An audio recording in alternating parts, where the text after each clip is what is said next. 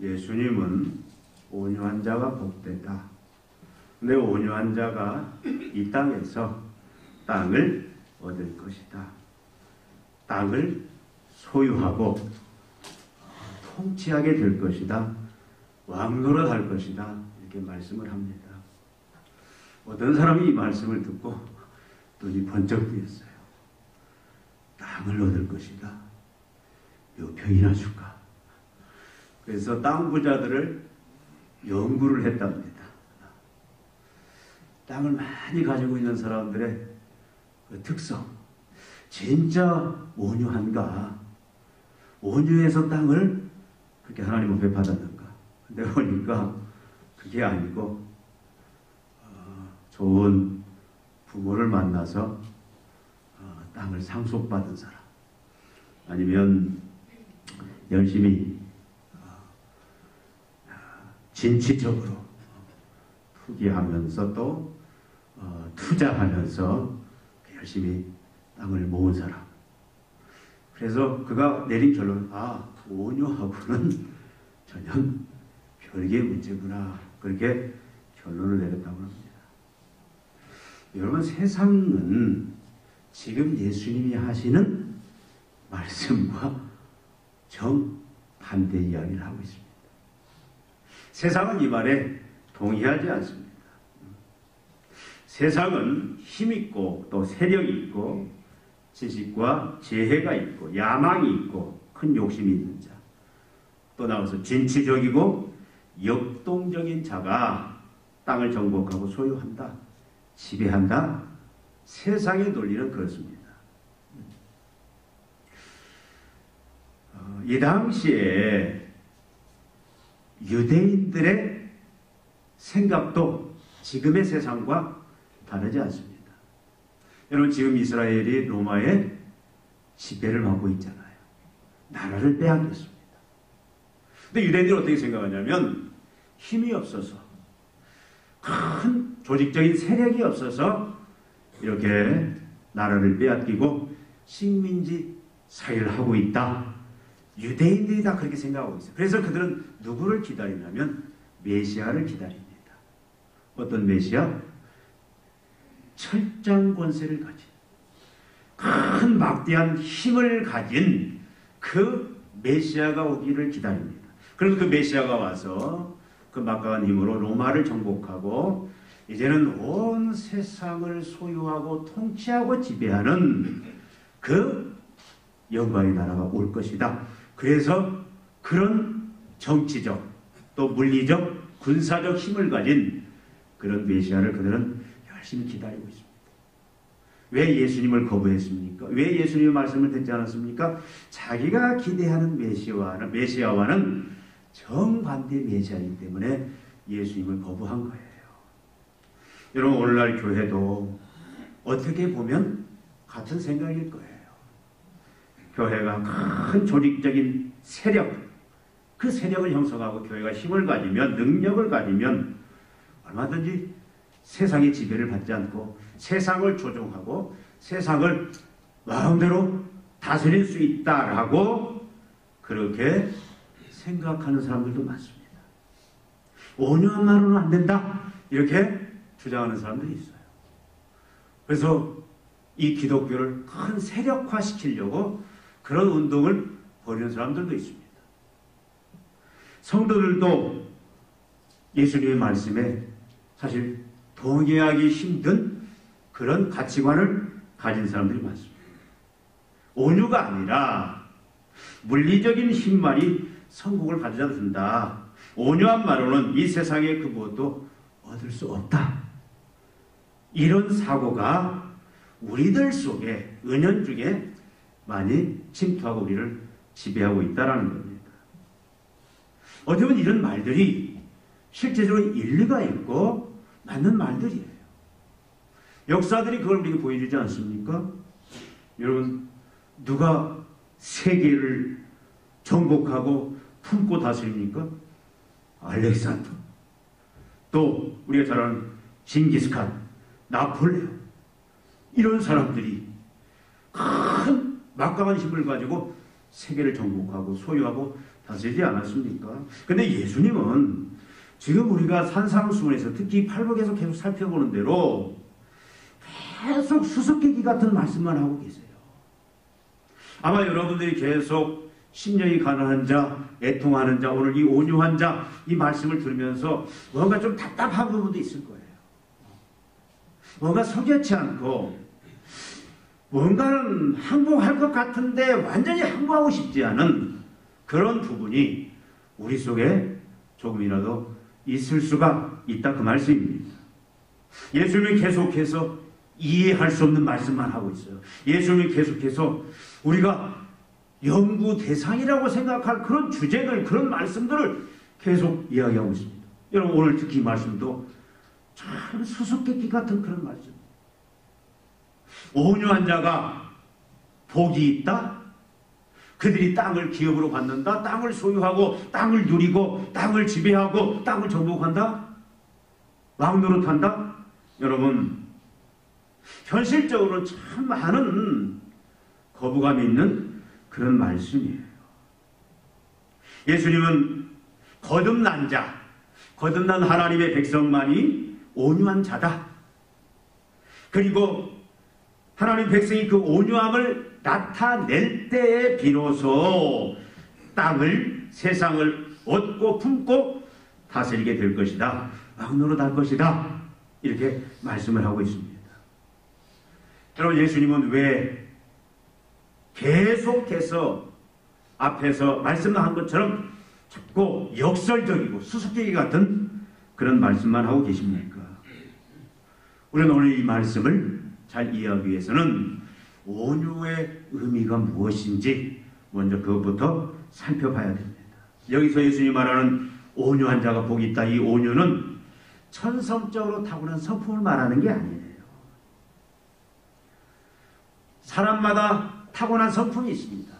근데 우리가 보통 온유를 타고난 그 성품, 온유의 성품은 뭐냐면 어떤 겁니까? 착한 성품, 부드럽고 유순한 그런 성품. 그래서 어떤 분쟁이 있을 때 어떤 타협을 잘하고 그래서 전체 어떤 문제를 싸내고 가고자 하는 그런 부드럽고 유순한 성품들을 우리 많이 생각하는데 오늘 예수님이 말씀하는 이 온유는 이 천선적인 성품에 대해서 말씀하고 있는 건 아닙니다. 예수님이 말씀한 온유한 자, 이 온유라는 것은 질이 달라요. 차원이 다릅니다. 전혀 다른 세계의 그런 관점의 온유를 우리들에게 말씀하고 있습니다. 이것은 하나님이 주신 성품이에요. 거듭난 자에게만, 하나님의 자녀들에게만 주신 이 성품이 온유고, 이것은 노력에 의해서 만들어진 성품이 아니라 성령께서 친히 만드신 성품을 우리에게 말씀하고 있는 겁니다.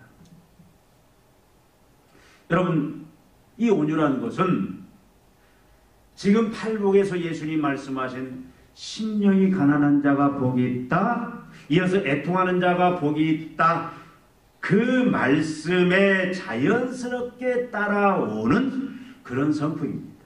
그러니까 심령이 가난하면, 그리고 애통하는 자가 되면 자연스럽게 그 사람은 어떤 자가 된다? 온유한 자가 된다. 온유함을 나타낼 수 있는 자가 된다. 그런 말씀이에요. 우리가 살펴보지 않았습니까? 심령이 가난하다. 천국 백성은 심령이 가난한 자예요. 하나님 앞에서, 하나님의 말씀 앞에서, 하나님의 명령 앞에서 자기 자신을 살펴봤을 때 자기가 얼마나 하찮은 존재고 무가치한 존재인지를 깨닫는, 나가서 자기가 얼마나 무기력하고 무능력한 자인지 영적으로 철저히 파산되어서 하나님의 그 구원의 기준에 이를 수도 없고 하나님의 말씀을 단 1%도 순종할 수 없는 그런 영적으로 완전히 망한 자. 그래서 할 수 있는, 고백할 수 있는 것은 오라 나는 공고한 사람이다. 이 사망에서 누가 나를 건져내. 나는 망했다. 이런 인식, 이런 고백이 심령이 가난한 거예요. 그런 자가 결국은 왜 내가 이렇게 무가치하고 하나님의 말씀 앞에서, 하나님의 기준 앞에서, 하나님 앞에서 이렇게 무가치하고 무능력한 자가 되었나? 그것은 바로 내 안에 있는 죄 때문이다. 죄가 나를 이렇게 만들었다. 세상을 이렇게 만들었다. 다른 사람을 이렇게 죄가 만들었다. 그래서 다 죄의 종이 되었어요. 죄에 끌려다니는 거예요. 그래서 그 죄에 대해서 애통해 하는 것이 여기 애통하는 자가 복이 있다는 그런 의미예요. 이제는 죄에 대해서 어떻게 합니까? 죄를 미워하고 대적하는, 그걸 애통하는 자.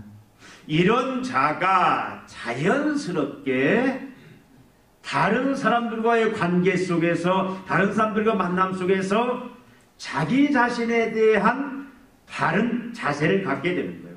그리고 다른 사람들과 관계에서 바른 자세를 갖게 되는데, 이것을 우리는 온유라는 표현을 쓰고 있습니다.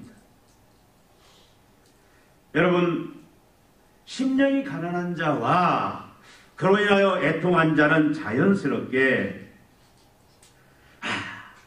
내가 무가치한 자구나,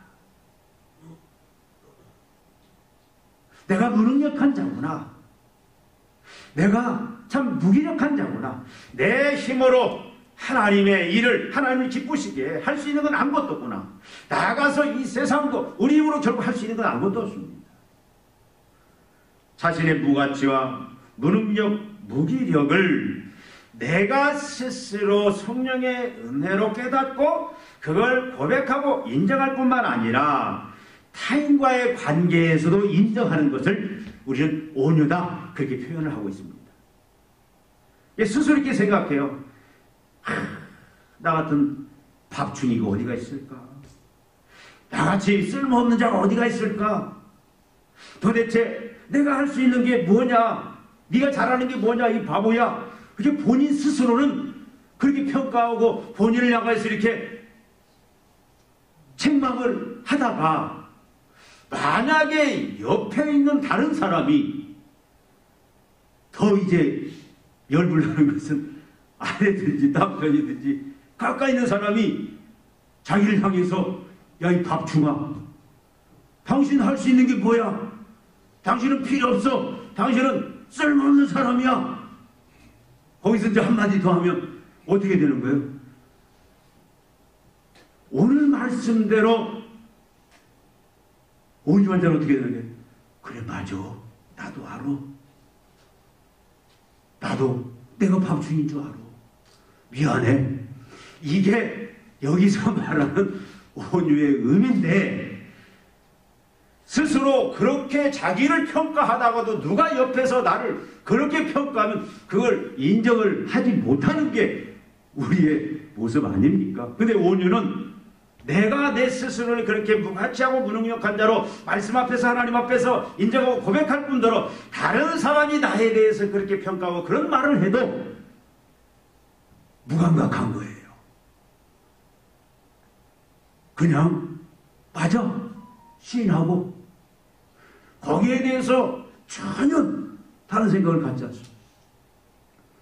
어떤 사람이 운전을 하다가 서로 차선에 시비가 붙었어요. 앞에 간 사람이 창문을 열고 야, 이 새끼야, 운전 똑바로 해!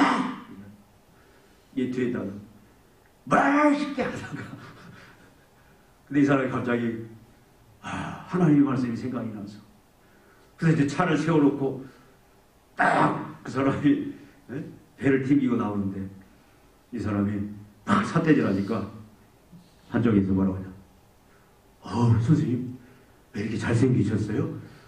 너무 멋있네요. 그러니까 그 사람이 그러다가 이 사람 뭐야? 그 사람도 그냥 당신도 잘생겼네 하고 그냥 가버리고 거기서 끝나고. 근데 세상이 그렇게 되면 좋잖아요. 그런 경우가 많습니다. 그런데 선생님 잘생기셨네 하니까 그래서 그래, 이 자식아, 나도 알아. 올챙이 배동아들 새끼 하면서 그냥 가버리면 거기서 그냥 아무렇지 않습니까? 그러면 한마디 더 하고 싶잖아요. 내가 잘못했습니다 하면 저쪽에 잘못했습니다 해야 되는 건데 세상은 그렇지 않는 경우도 많다는 얘기죠.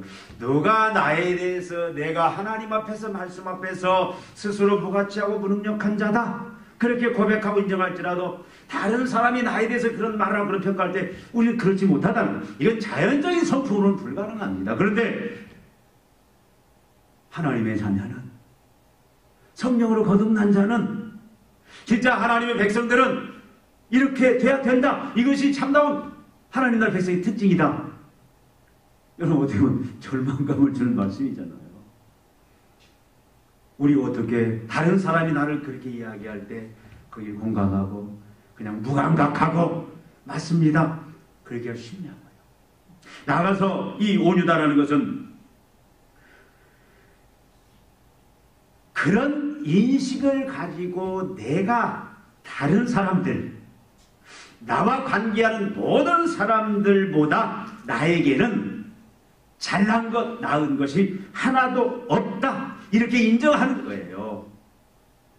그리고 나아가서 모든 내 주위에 있는 사람들을 그 사람이 외모가 어떻든 학력이 어떻든 그 사람의 모든 능력이 어떻든 사회적인 신분과 지위가 어떻든 모든 사람들을 향해서 타인을 나보다 낮게 여기는 것, 나보다 높게 여기는 그런 자세를 남을 존중하는 그 자세를 온유다. 성경은 그렇게 이야기하고 있습니다. 여러분 사람은 눈에 보이는 대로 판단하잖아요. 그 사람의 학력, 그 사람의 혈통, 그 사람의 어떤 지위, 신분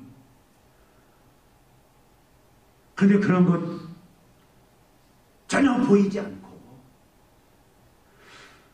나는 무가치하고 무능력해요. 그러니까 여러분 다른 사람보다 잘난 게 하나도 없어요. 내세울 만한 게 없어요. 그래서 다른 사람들보다 나는 나은 것이 없다. 그래서 다른 사람을 나보다 높게 여기고 나보다 낮게 여기고 그래서 그를 대접하고 인정하는 이것이 오늘 본문이 말씀하는 온유의 의미예요. 여러분 이게 가능합니까? 우리의 자연적인 성품으로는 절대 불가능한 말씀입니다. 이런 자기 자신에 대해서 이런 평가와 다른 사람이 그런 나에게 그런 평가를 내릴 때도 무감각적으로 그리고 다른 사람들에 대하여 내가 나음을 내가 우월함을 주장하지 않고 다른 사람을 나보다 더 낮게 높게 여길 수 있는 그 자세 그 행동들 이런 온유함은 자연스럽게 우리에게 어떤 모습으로 나타나냐면요. 이런 온유한 사람은 절대 자신을 자랑하지 않습니다. 왜? 하나님 앞에서 말씀 앞에서 심령이 가난하고 애통하는 그 모습에 드러나서 보니까 어떻게 되는 거예요? 나한테는 자랑할 게 아무것도 없어요. 자랑할 게. 여러분 바울이 다메섹에서 예수님을 만나기 전에 하나님의 은혜를 체험하기 전에는 사도 바울은 어떻게 했습니까? 자기는 잘난 자였어요. 똑똑한 자였어요. 그래서 혈통을 내세웁니다. 가문을 내세웁니다. 바리새인이고 자기는 율법을 가지고 있고 율법을 지키고 흠이 없는 자라고 그렇게 그 모든 것들을 오히려 자랑거리로 여겼는데 그가 다메섹에서 예수님을 만나고 나서 진정한 성령의 그 감동 속에서 심령이 가난함과 애통함의 그 단계를 거치고 나서 사도 바울의 고백을 보면 그의 모든 서신서들을 보면 그는 뭐합니까? 누구만 자랑해요? 예수만 자랑해요. 하나님의 은혜만 자랑합니다. 예수의 복음만 자랑합니다. 예수의 십자가의 그 죽으심만을 자랑하는 그런 상황으로 바뀌어진 거예요. 그러면서 그가 빌립보에서 뭐라고 고백합니까? 이전에 자기가 다른 사람들보다 낫다고 우월하다고 자랑했던 그 모든 혈통들, 가문들, 그 모든 것들, 지식, 그 모든 것들을 뭘로 여겼다? 해로 여긴다. 그걸 배설물로 여긴다. 그렇게 고백하는 단계, 그것이 바로 뭡니까? 온유의 참 모습이에요. 온유한 자는 자기를 주장하지 않는 그런 단계까지 가는 자예요. 자기 주장을 하지 않습니다. 오히려 누구만 하나님의 말씀만을 주장해요. 하나님의 말씀만을 내세웁니다. 내 말은 그 말이 아무리 내 주장이 아무리 내가 생각할 때 바르고 정당하다 그렇게 생각이 될지라도 여러분 인간의 말은 인간의 주장은 오류가 있을 수 있어요. 100% 완벽하지 못합니다. 사람의 눈, 사람의 생각은 착각을 일으키는 거예요. 그래서 온유한 사람은 오로지 하나님의 말씀만 진리고 말씀만 확실하기 때문에 무슨 주장 많아요? 하나님의 말씀만 주장하지 자기 주장은 하지 않는 것이 온유의 참모습이다.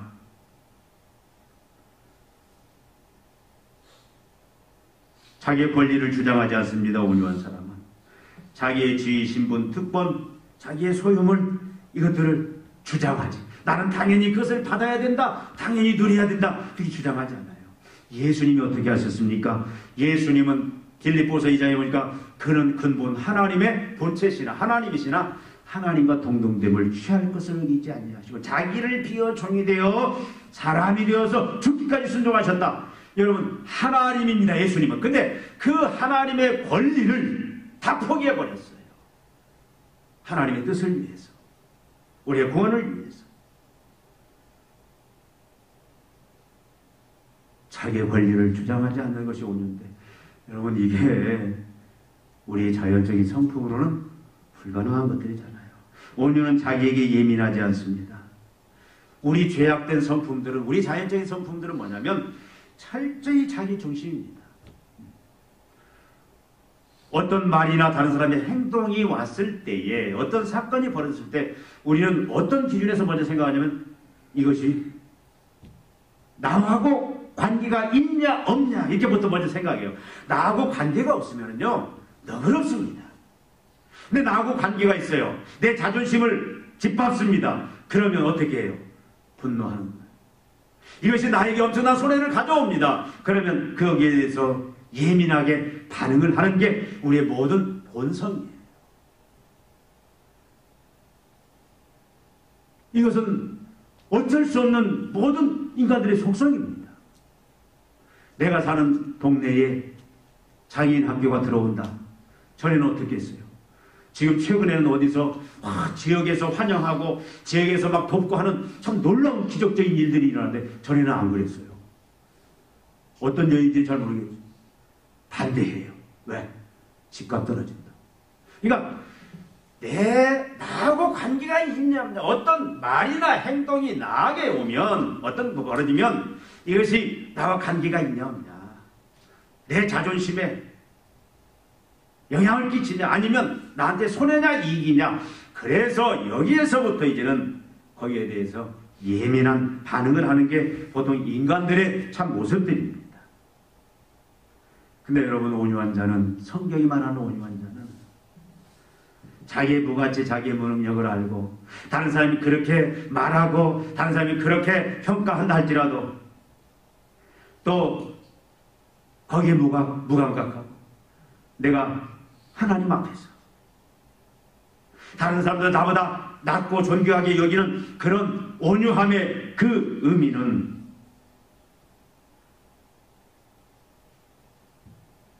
다른 사람들의 그런 나를 향한 그런 행동들에 예민하지 않고, 그것이 결국 어떻습니까? 방어적이지 않아요. 그리고 자기 연민에 빠지지 않습니다. 우리는 어떤 문제를 당했을 때 어떻게 해야 돼요? 막 자기 연민에 빠지잖아요. 막 슬픔에 빠지잖아요. 그래서 막 자기 스스로 불쌍히 여기고, 내가 이 정도 존재는 아닌데 내가 왜 무시를 받아야 되느냐, 내가 왜 이런 취급을 받아야 되느냐, 그래서 막 자기 스스로 막 슬퍼하면서 자기 연민에 빠지는 경우가 많은데 자기 연민에도 빠지지 않는 게 온유랍니다. 그리고 나아가서 사람도 어떻게 합니까? 거기서 멈추는 게 아니라 보복 본능이 있어요. 어떻게든 내가 공격해야 되겠다. 말이든 행동으로든 내가 한 대 맞았으면 두 대, 더 상대방으로 하여금 치명적인 타격을 입힐 그런 말이든 행동들, 그 본능이 모든 인간들한테 다 있는 거예요. 죄성인 인간들. 그걸 나타내지 않을 뿐더러 모든 죄있던 인간들에게는 이 본능이 있는데, 온유라는 것은 보복 본능, 공격 본능도 없다. 이것이 온유의 참된 의미입니다. 오히려 이런 사람은 어떻습니까? 온유한 사람은 나한테 그런 평가, 나한테 그런 말을 하는, 그래서 내 자존심, 어떻게 보면 나를 멸시하고 나를 무시하고 나가서 내 이익에 손해를 끼치는 그런 말을 하는 사람들에 대해서조차도 어떻게 하느냐?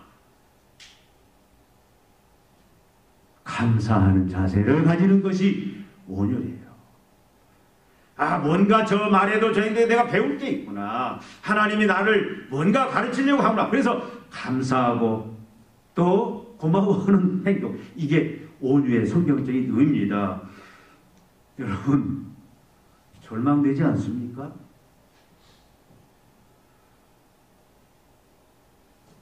도대체 어떻게 우리가 이런 자세, 이렇게 되려고 우리가 이걸 이루는 게 아니라 이미 하나님의 자녀는 하나님에 의해서, 성령에 의해서 이런 성품을 가지고 태어났다. 이것을 계속 너희들은 나타내면서 살아라. 지금 이 말씀인데 절망되지 않습니까?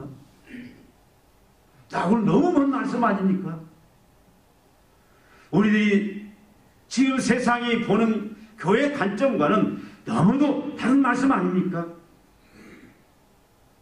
근데 온유는 여기서 멈추는 게 아니에요. 온유는 더 나아가서 이제는 사람과 그런 관계일 뿐만 아니라 하나님만을 신뢰함으로 자기의 모든 것을 인임하고 넘겨버리는 자세를 우리는 온유다, 그렇게 표현하고 있습니다.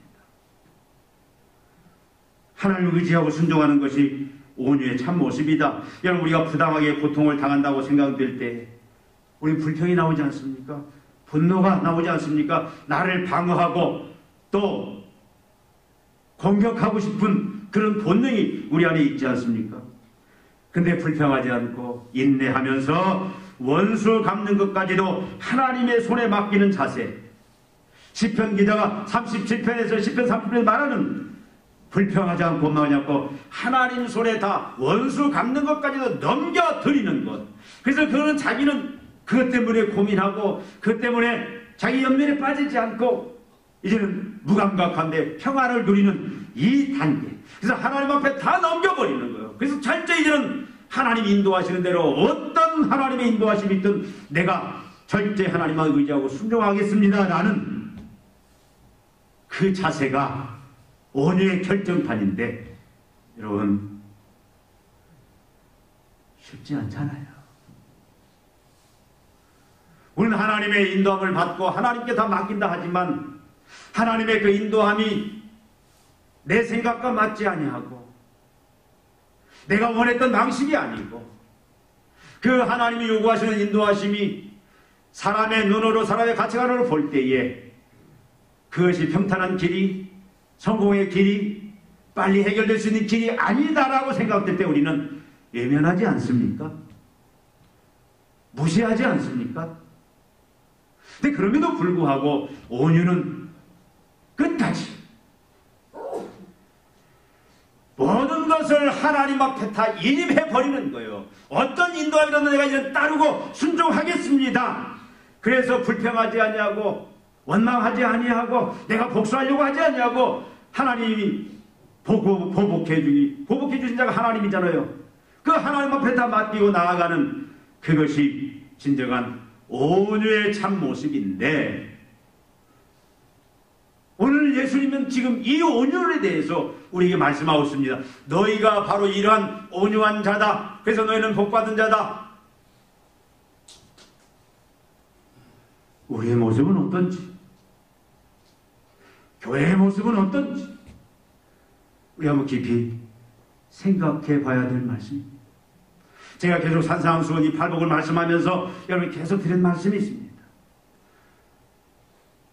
지금 우리가 뭔가 교회가 이제는 뭔 행동을 해야 될 때가 아닌가라고 많은 사람들이 생각하고 있습니다. 코로나가 종료가 되면 교회가 뭔가를 해야 될 때 아닙니다. 이 상태는 무엇을 해도 안 되는 거예요. 교회는. 오히려 무엇을 행동을 하는 것이 오히려 방해가 되고 하나님의 영광을 가릴 수가 있습니다. 이 부분부터 주님이 복음 안에서 예수 안에서 우리를 회복해 주신 만들어 주신 그 참모습이 지금 우리 안에 존재하고 그것이 나타나고 그것이 증명이 되고 그런 모습으로 내가 서 있는지 교회가 서 있는지 그 부분을 지금은 살펴보고 그렇지 못하다면 다시 주님이 우리를 세워주신 기독교인의 참모습으로 돌아가고 회복하는 것이 가장 중요하고 가장 핵심적인 문제다. 우리 산상도를 들 때마다 그런 자세 속에서 이 말씀을 드려야 됩니다. 여러분, 우리가 온유한 자로 어떻게 그 상태를 유지하면서 우리가 어떻게 살 수 있습니까? 우리 날마다 심령이 가난한 자, 애통한 자의 그 참모습을 우리 유지해야 돼요. 여러분 안에 너무 세상 것들로 가득 채우려고 하지 마십시오. 우리의 심령이 가난합니다. 우리는 아무것도 할 수 없어요. 우리는 무기력하고 무가치하고 무능력한 자입니다. 뭘로 채워야 되겠습니까? 하나님으로 채워야 돼요. 예수님으로 채워야 돼요. 성령님으로 채워야 돼요. 말씀으로 채워야 돼요.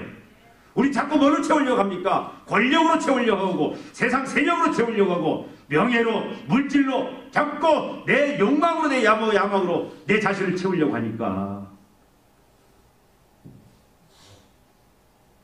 우리 기독교인의 참 모습을 나타낼 수가 없는 거잖아요. 그렇지 않습니까?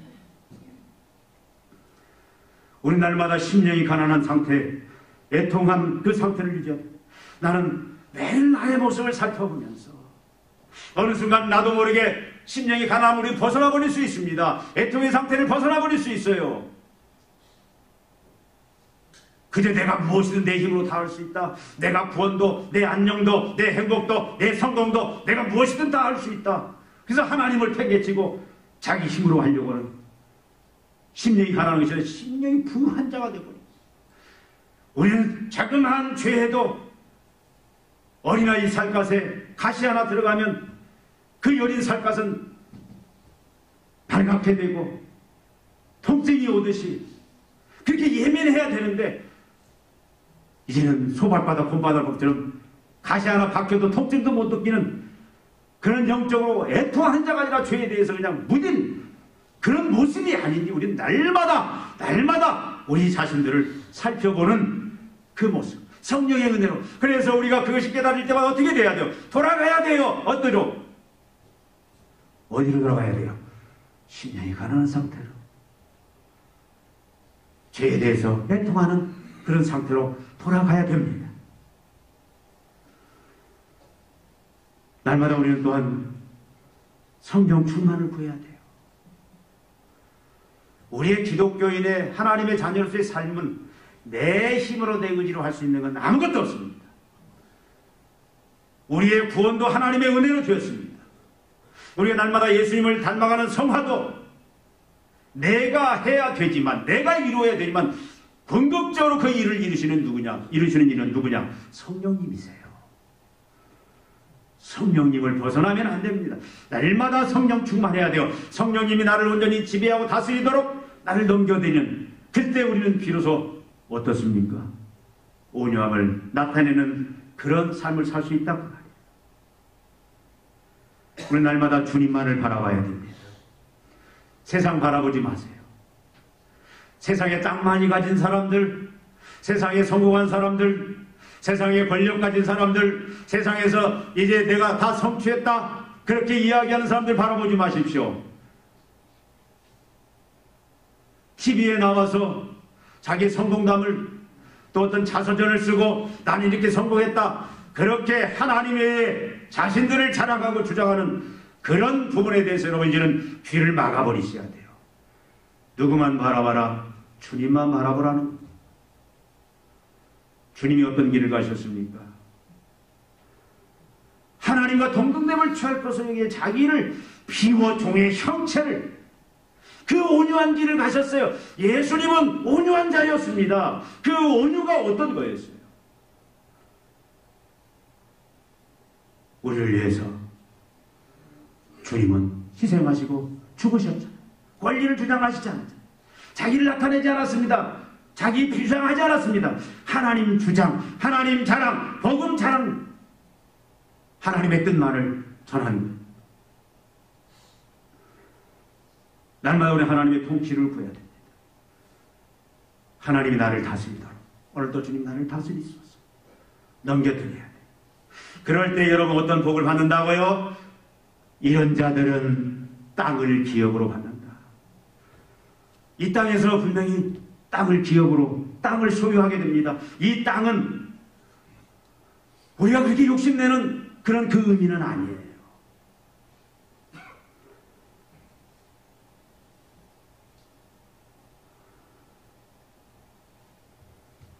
여기 땅은 여러분 사도 바울이요 빌립보서 2장에서 빌립보 4장에서 나는 비천에 처할 줄도 알고 빈곤에 처할 줄도 안다. 내게 능력 주시는 내가 모든 것을 할 수 있다. 그런 고백을 합니다. 바울이 무슨 말을 하냐면요. 빌립보 교인들이 자기가 감옥에 갇히고 어려웠을 때 물질로 도와줍니다. 근데 바울은 뭐라고 하냐면 나는 그 물질 필요 없다. 나는 부자다. 나는 다 가지고 있다. 그런 고백을 하면서 나는 빈곤에 또 부함에 처할 수 있고 나의 능력 주시는 모든 걸 할 수 있다. 여러분 바울은 자기가 부자라고 생각했어요. 여러분 인간적으로 볼 때는 무슨 부자예요. 쥐뿔 아무것도 가지고 없어요.